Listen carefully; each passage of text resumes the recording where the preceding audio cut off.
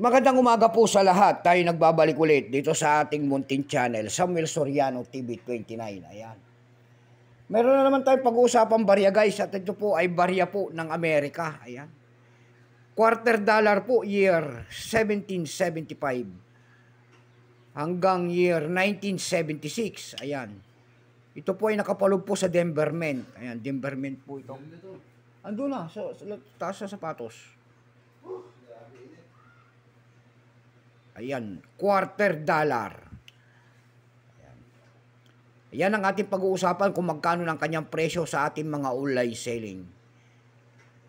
Pero bago yan, ayan, magpapasalamat lamang tayo sa ating mga subscriber. Maraming salamat po sa lahat ng ating mga subscriber dyan. Thank you so much sa inyong lahat. At mabuhay po kayo at 1K subscriber na po ako. Maraming salamat po sa lahat ng sumusuporta dito sa ating munting channel. Thank you so much sa inyong lahat. Ayan. Yun naman po hindi pa po nakapag-subscribe sana at hingin lang sana tayo ng pabor. Baka pwede naman makisuyo sa inyo. Ayan. Pakipindot naman po sana ang ating subscribe button, like and share para ma-update ko kayo sa mga latest ko pang gagawin mga video po. Yung mga mahal nito ng mga coins na ganito, yung mga, ayan, may mga walang tatak. Ayan, katulad niyan, Denver Mint. Ayan, kitang-kita po.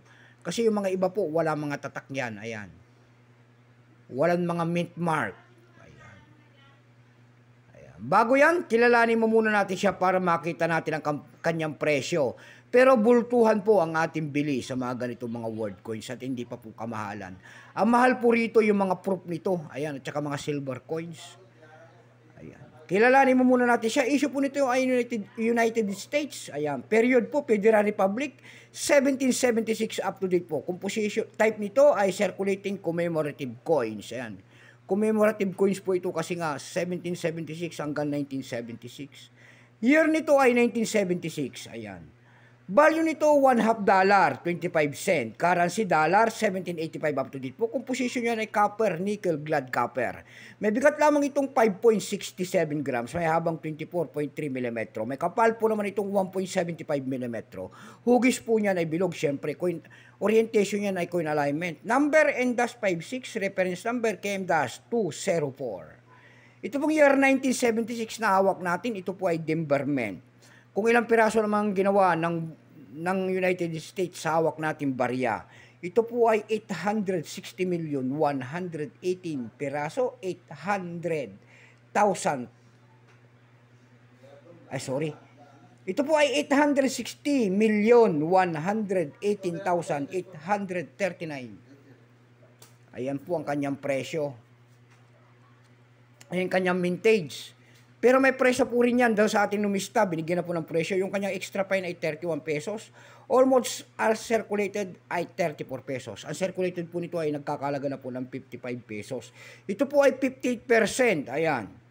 Dako tayo sa mga presyo nito doon sa ating mga online.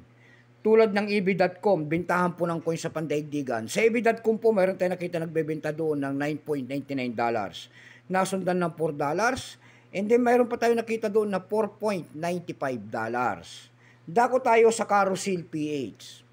Ayan. Sa Carousel PH po, mayroon tayo nakita nagbebenta doon ng 750 pesos. Nasundan po yan ng 150 pesos.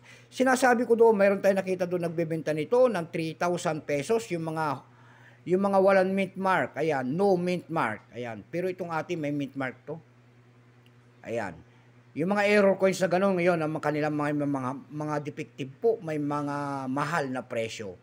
Ayan lamang po ating may babaging kanyang presyo. Keep safe po sa lahat and God bless.